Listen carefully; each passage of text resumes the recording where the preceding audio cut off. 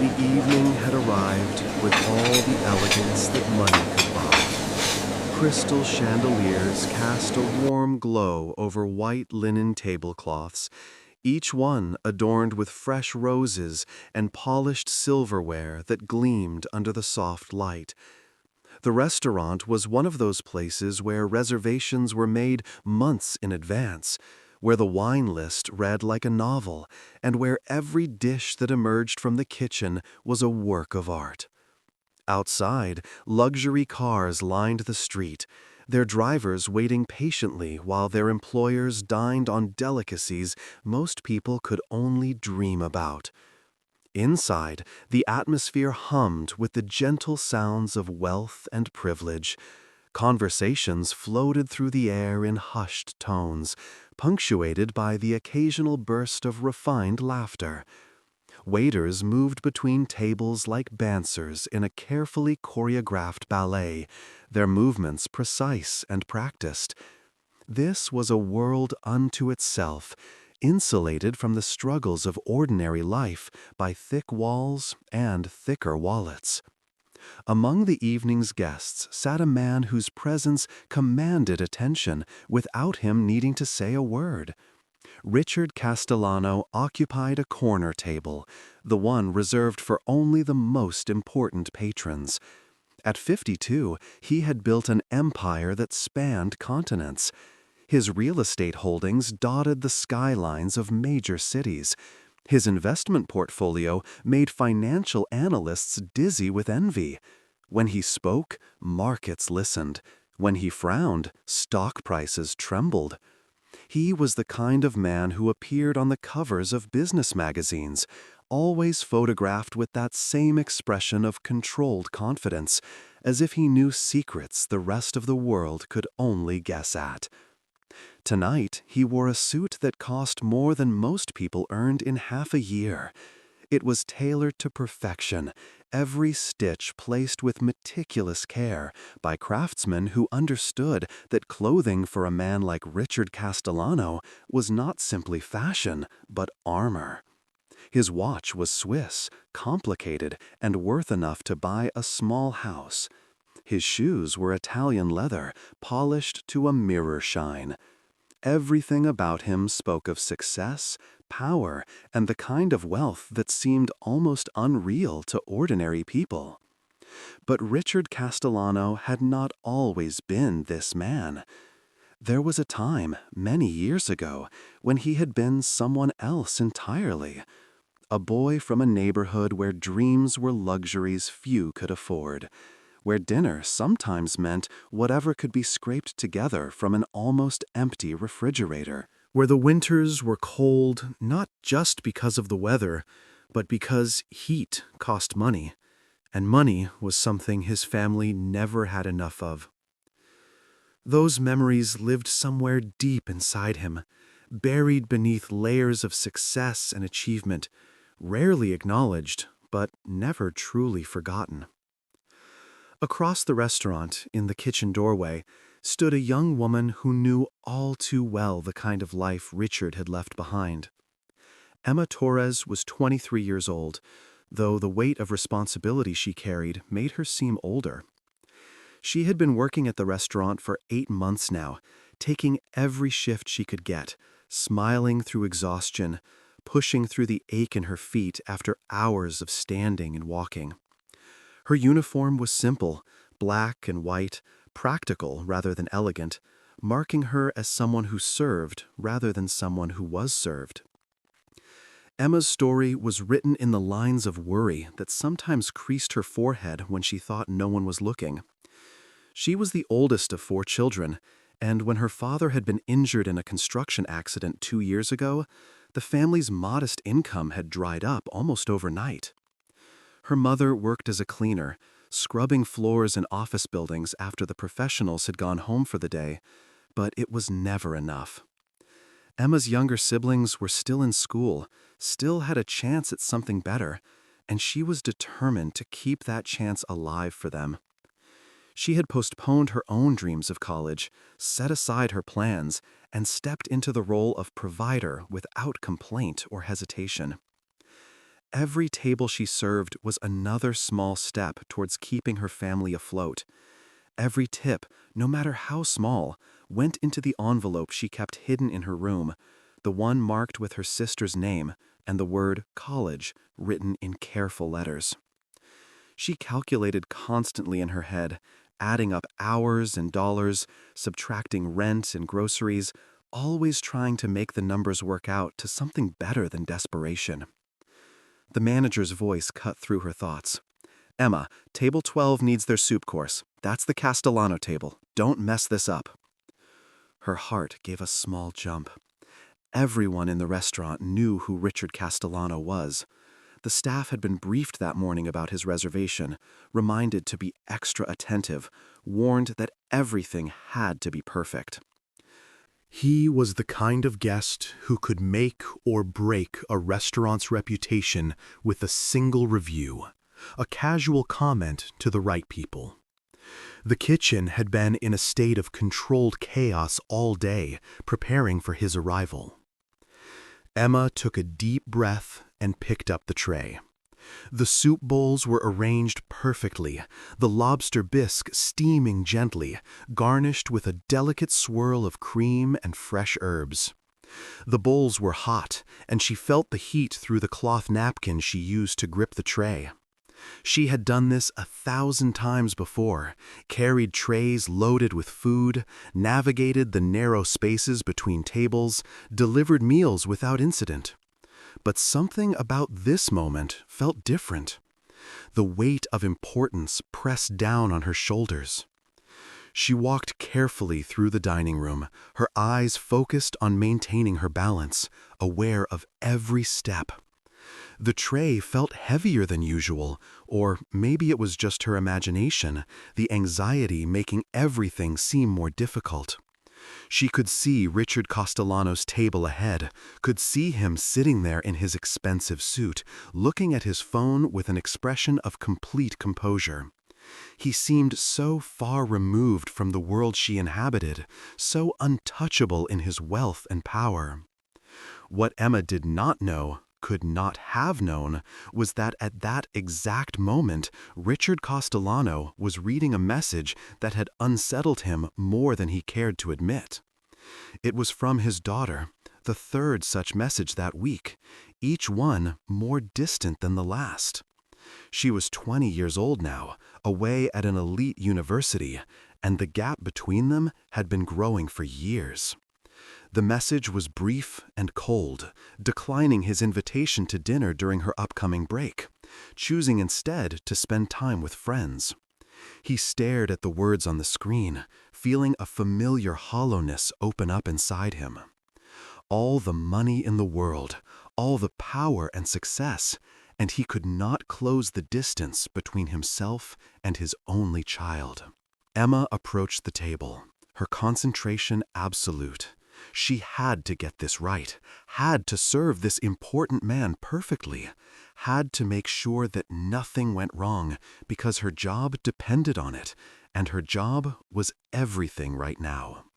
She reached the table, began to lower the tray, and in that instant, everything fell apart. Later, she would not be able to say exactly what happened. Perhaps her hand trembled slightly from nerves. Perhaps the tray was positioned awkwardly. Perhaps it was simply one of those terrible accidents that occur despite our best efforts. But whatever the cause, the result was catastrophic. The tray tilted, just slightly at first, but that was enough. One of the soup bowls slid forward, tipped over the edge, and before Emma could react, hot lobster bisque was cascading through the air in what seemed like slow motion. The soup hit Richard Castellano's chest and lap with a splash that seemed impossibly loud in the refined atmosphere of the restaurant. The cream-colored bisque spread across his dark suit like a stain of humiliation, steaming and thick. Pieces of lobster clung to the expensive fabric. The smell of butter and seafood suddenly dominated their corner of the room. Time seemed to stop. Emma stood frozen, the tray still in her hands, her eyes wide with horror. She watched the soup drip from the table onto his lap, watched it soak into the fabric of his suit, and felt her entire world crumbling around her. This was it. This was the end of her job, the end of her ability to help her family, the end of everything she had been working so hard to maintain. She opened her mouth, but no words came out. Her face drained of color. Around them, the restaurant had gone completely silent. Every conversation had stopped mid-sentence. Every fork had been lowered to its plate. Every eye in the room was fixed on their table, watching the scene unfold with a mixture of shock and something like hunger. This was drama, real and unscripted, and the audience waited eagerly to see what would happen next.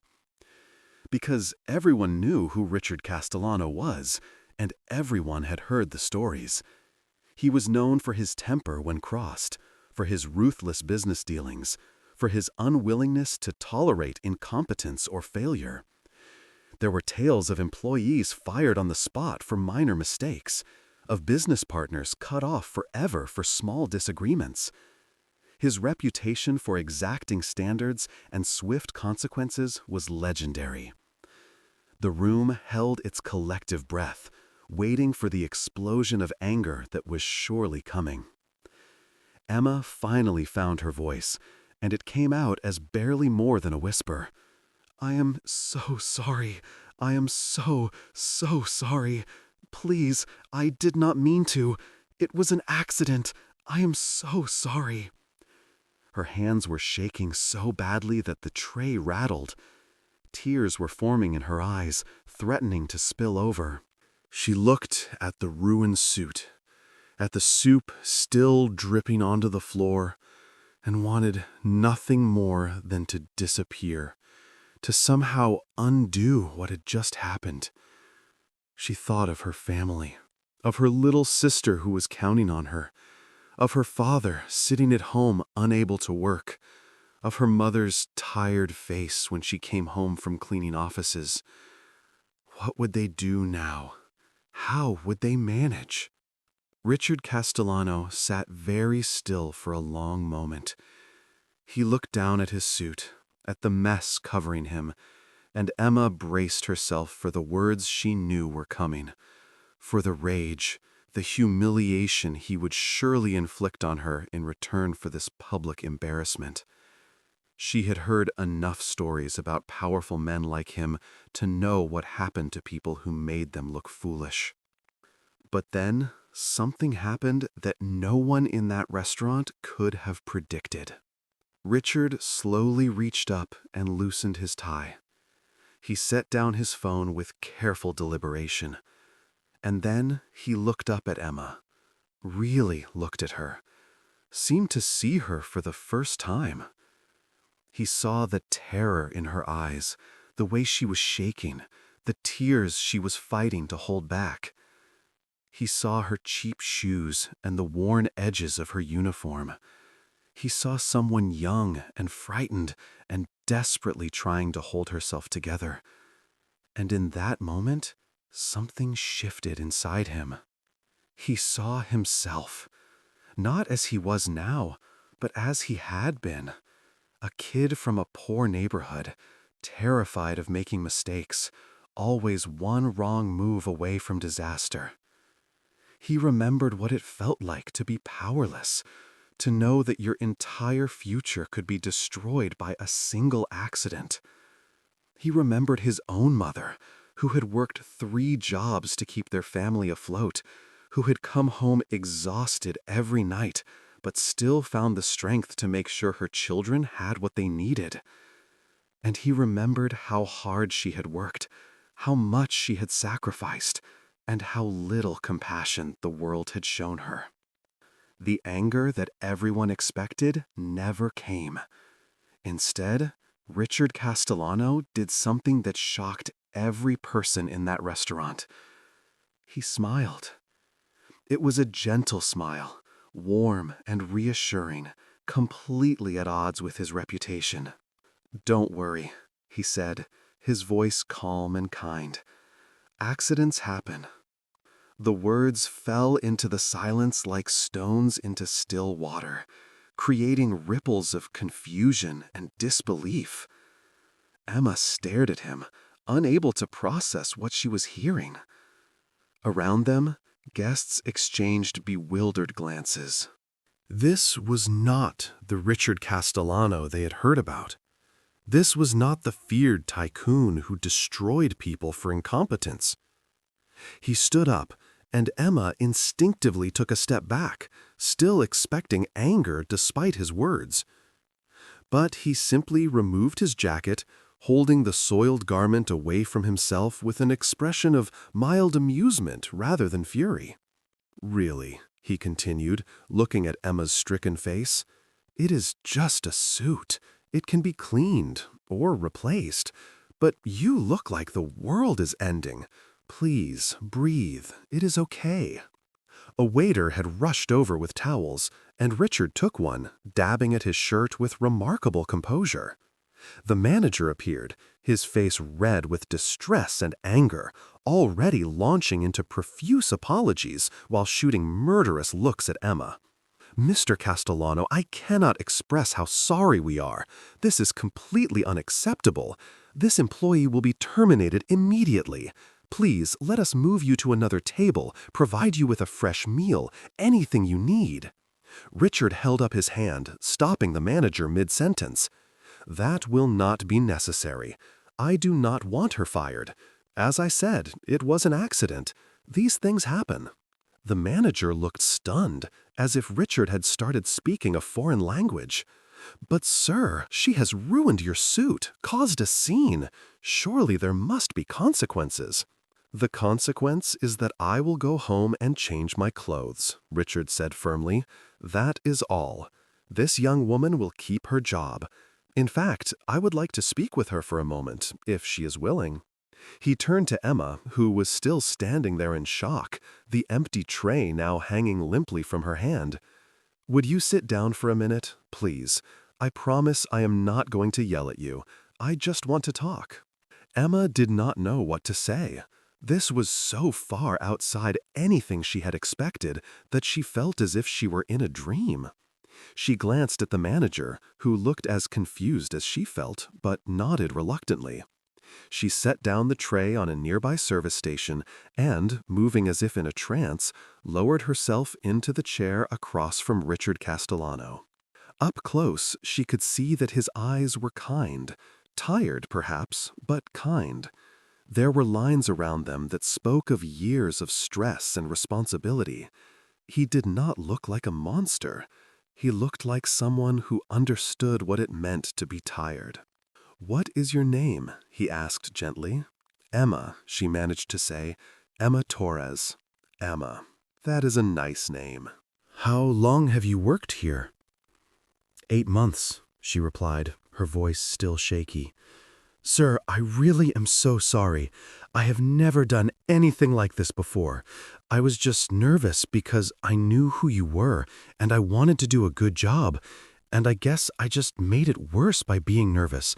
And now I have ruined your evening, and your suit, and probably your opinion of this restaurant." Richard held up his hand again, that same gentle gesture. "Emma, stop, please. You have not ruined anything important. You spilled soup. In the grand scheme of things, that is very small. I am more interested in why you were nervous. Why does a man you have never met make you so anxious?" Emma did not know how to answer that. How could she explain to someone like him what it was like to be on her side of the world? "Because you are important," she said finally. "Because people like me, we need our jobs. We cannot afford to make mistakes when we are serving people like you. Because one wrong move and everything falls apart." Richard leaned back in his chair, still holding the towel, and studied her face. "Tell me about your life, Emma. Why is this job so important to you?" It was such an unexpected question that Emma found herself answering before she could think better of it. The words started slowly, but then began to flow, released by the strange kindness this man was showing her. She told him about her father's accident, about her mother's exhausting work schedule, about her younger siblings and their need for school supplies and decent meals. She told him about her sister who was brilliant at mathematics and dreamed of becoming an engineer. She told him about the envelope in her room with college written on it. She told him about the constant calculations, the endless worry, the fear that no matter how hard she worked, it would never be enough. And Richard Castellano listened, really listened. He did not interrupt or check his phone or look around the restaurant. He gave her his complete attention, something Emma realized she had not experienced from anyone in a long time. Everyone in her life was too tired, too worried, too overwhelmed to really listen. But this man, this powerful tycoon, sat there and heard every word she said. When she finally fell silent, feeling embarrassed by how much she had revealed, Richard nodded slowly. "I know something about what you are going through," he said quietly. "More than you might think." How could someone like him, someone who lived in such obvious wealth, understand her struggles? Richard smiled slightly. "I know, it is hard to believe. But I grew up in a neighborhood where the biggest question every day was whether there would be enough food for dinner. My mother worked as a seamstress, hunched over a sewing machine for 12 hours a day, ruining her eyes and her back to keep my sister and me fed. My father left when I was 6, just walked out one day and never came back. We lived in a tiny apartment where the heat barely worked in winter and the cockroaches were permanent roommates." He paused, looking down at his soup-stained shirt. "I wore the same 3 outfits to school for years, just rotated them. Kids noticed. Kids always notice. I got into fights defending myself against the insults. I was angry all the time. Angry at my father for leaving, angry at the world for being so unfair, angry at myself for not being able to fix things for my mother."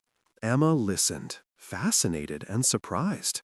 This was not the story she expected to hear from a man in a $5,000 suit. "What changed?" she asked. "A teacher," Richard said. "Mr. Patterson. He taught mathematics, and he saw something in me that I did not see in myself. He stayed after school to tutor me. He helped me apply for scholarships. He believed I could be more than what my circumstances suggested. And slowly, I started to believe it too. I got into college on a full scholarship, worked 3 jobs to cover what the scholarship did not, slept 4 hours a night, nearly killed myself with exhaustion, but I made it through." He looked at Emma directly. "So when I say I understand, I mean it. I know what it is like to be terrified that one mistake will destroy everything. I know what it is like to carry your family's hopes on your shoulders. I know what it is like to be so tired you can barely think straight, but you keep going anyway because stopping is not an option." Emma felt tears welling up again, but this time they were different. Not tears of fear, but of recognition, of being seen and understood by someone who should have been a stranger. "Why are you being so nice to me?" she asked. "Everyone says you are tough, that you do not tolerate mistakes." Richard sighed. "I have a reputation, yes. And in business, sometimes that reputation is deserved. But here is what I have learned, Emma. Success without compassion is just accumulation. Money without humanity is just numbers on a page. I have more wealth than I could spend in 10 lifetimes, but my daughter barely speaks to me. I can buy anything except the things that actually matter." He gestured around the restaurant. "All these people here tonight, they see me as Richard Castellano, the tycoon, the man with power and money. But I am also still that scared kid from a poor neighborhood who remembers what it felt like to have nothing. And when I saw you standing there, terrified about spilling soup, I saw my mother, I saw myself. I saw all the people who struggle and work and try their best and live in fear that one accident will destroy them. And I realized I had a choice. I could be the person who makes that fear come true, or I could be the person who says it is okay, that you are more important than a suit. The restaurant around them had slowly come back to life. Conversations had resumed, though Emma could feel eyes still glancing their way. The manager hovered nearby, uncertain what to do with this unprecedented situation. Richard pulled out his wallet and extracted a business card. He took a pen from his pocket and wrote something on the back, then handed it to Emma. "This is my personal number," he said.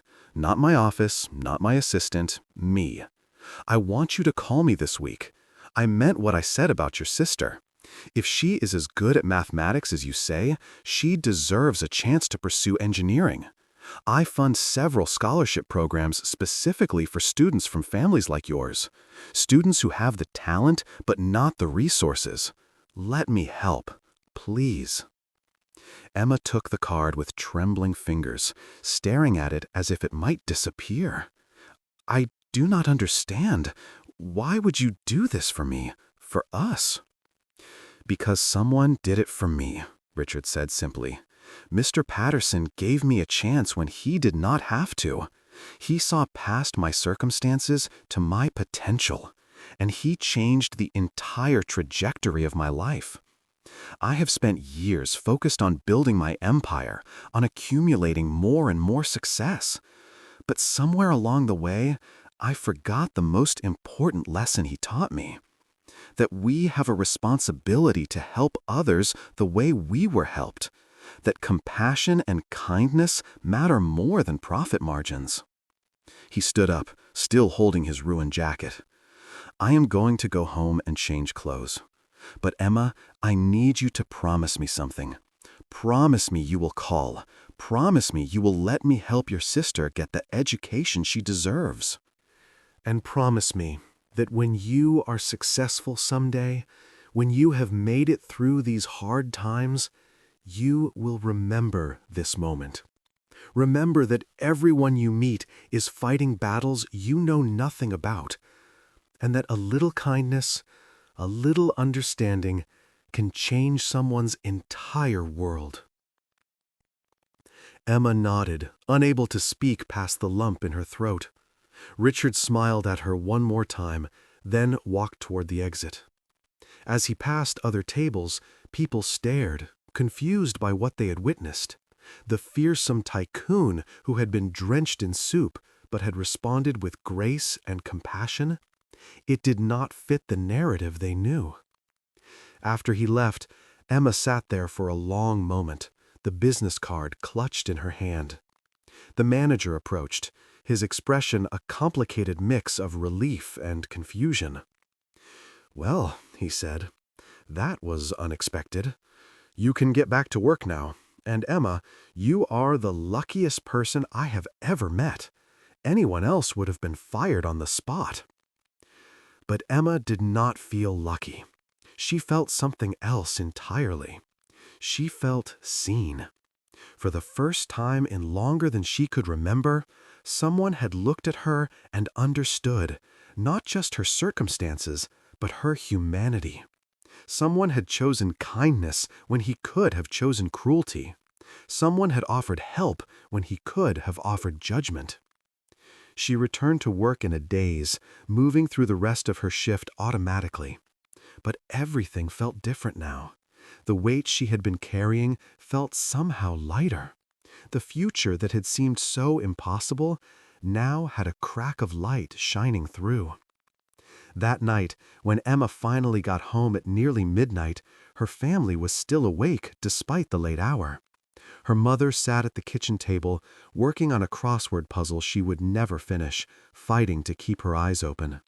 Her father was in his chair, his injured leg propped up, watching an old movie on their small television.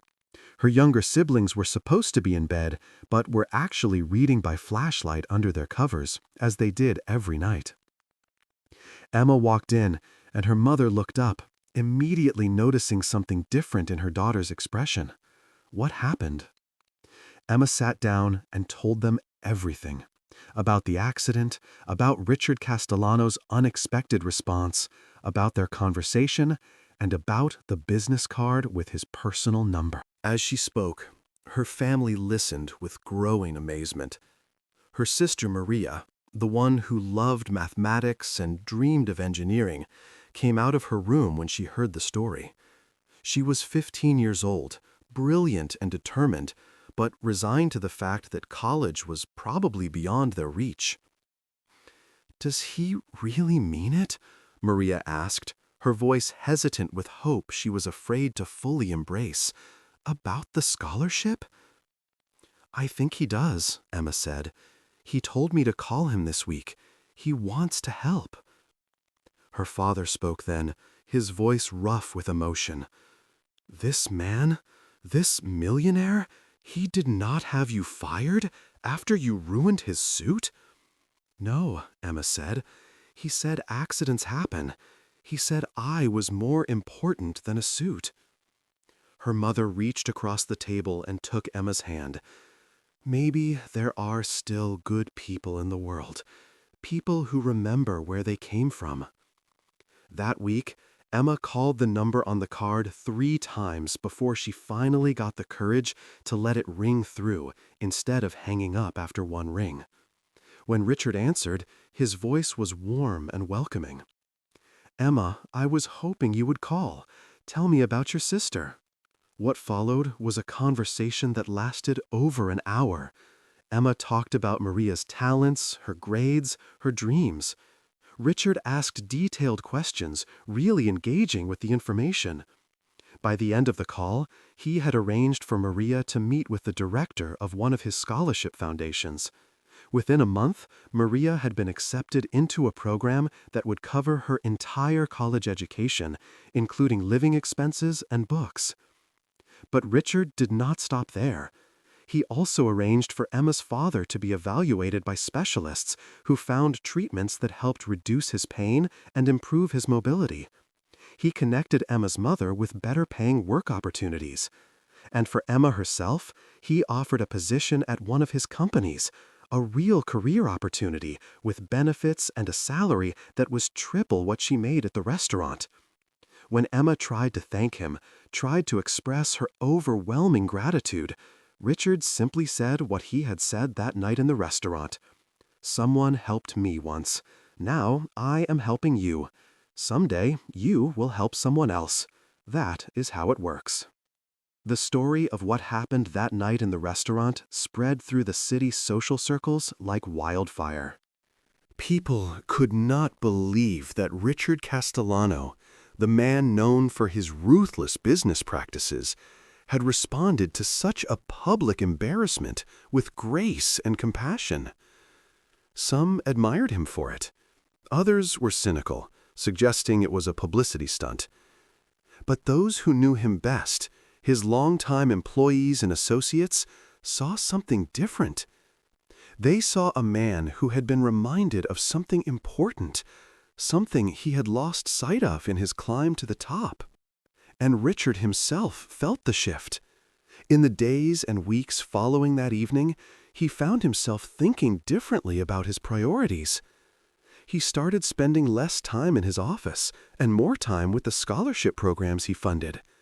He reached out to his daughter, really reached out this time, and told her about Emma and Maria and the whole experience.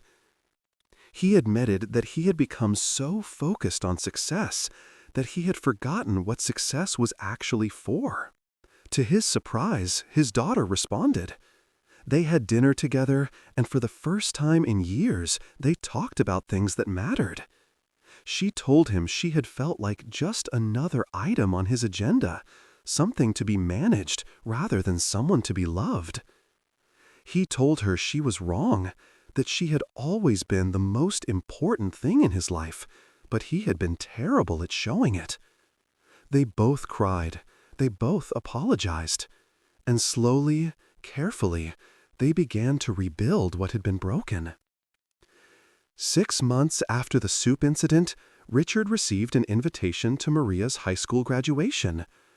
Emma had written a note with it, expressing again her gratitude and letting him know that Maria had been accepted to 3 different engineering programs and had chosen the best one, something that would have been impossible without his help. Richard attended the graduation, sitting in the back of the auditorium with other families, feeling oddly out of place in his expensive suit among the more modest crowd. When Maria's name was called and she walked across the stage to receive her diploma, Emma found him in the crowd and smiled, mouthing the words, "Thank you." After the ceremony, the Torres family invited him to their small apartment for a celebration. Richard almost declined, feeling awkward about intruding on such a personal family moment. But something made him say yes. He climbed the narrow stairs to their 3rd-floor walk-up, the walls covered with years of paint, and the smell of a dozen different families' cooking hanging in the air. Their apartment was tiny but spotlessly clean, decorated with care and love, even if they could not afford expensive things. Emma's mother had cooked for days, preparing a feast with the best ingredients she could afford. The table was crowded with dishes, and the whole family gathered around, squeezing into the small space. They insisted Richard sit at the head of the table, treating him like an honored guest. And as they ate and talked and laughed, Richard realized he could not remember the last time he had felt so welcomed, so genuinely included in something real and warm. Maria talked excitedly about her plans, about the classes she would take and the things she wanted to learn. Emma's younger siblings asked Richard questions about business and success, their eyes wide with curiosity. Emma's father thanked him quietly, man to man, for giving his family hope when they had been running out of it. And Emma's mother simply patted his hand and said, "You are a good man. I can see your own mother in you. She raised you right." When Richard finally left that evening, walking back down the stairs to where his driver waited, he felt something he had not felt in years. He felt connected. Not to deals or money or power, but to people, to their struggles and hopes and dreams, to the messy, complicated, beautiful reality of lives being lived with courage and determination despite enormous obstacles. He sat in the back of his car as it pulled away from the building, and he thought about that evening in the restaurant, about how a single moment, a single choice, had rippled out in ways he could never have predicted, about how Emma's fear and his compassion had somehow led to this, to a family transformed, to relationships built, to a reminder of what actually mattered in life. Years passed. Maria graduated from engineering school at the top of her class and was recruited by a major tech company.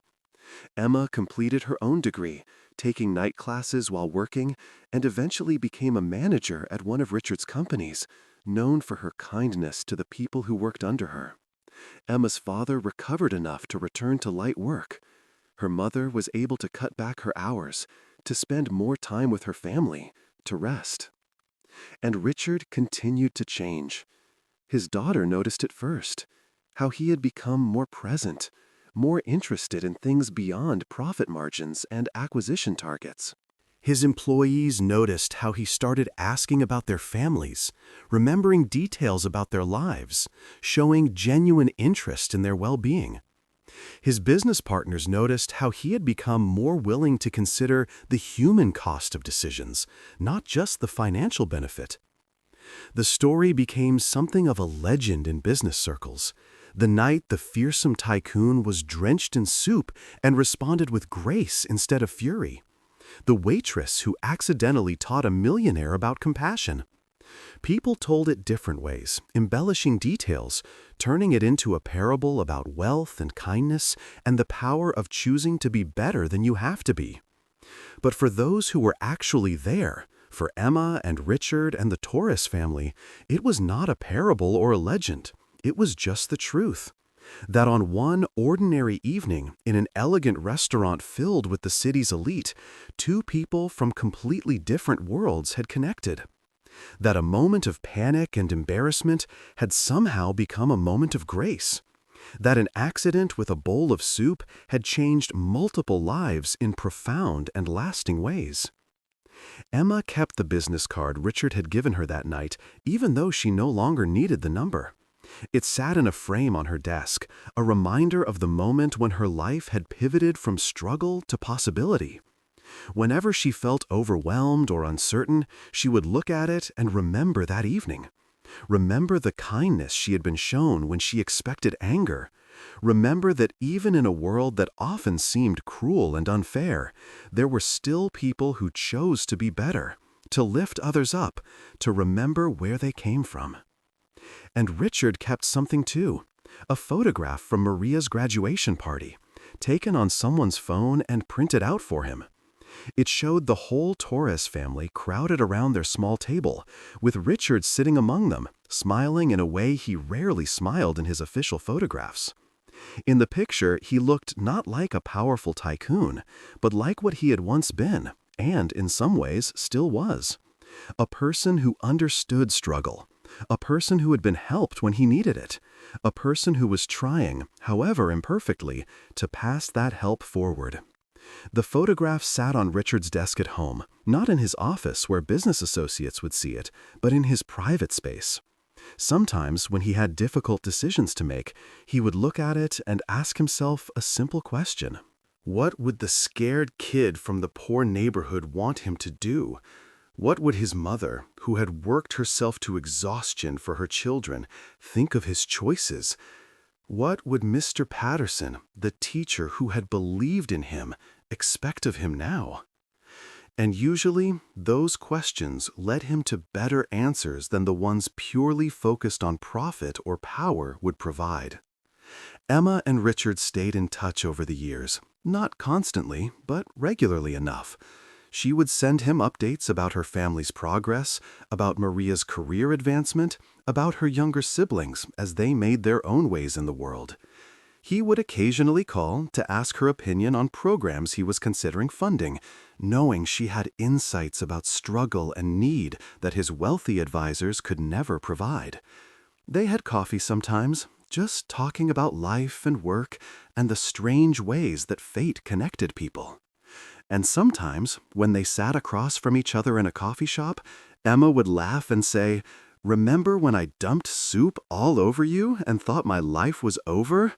And Richard would smile and reply, "Best thing that ever happened to both of us." Because it was true. That moment of disaster had been a gift neither of them recognized at the time.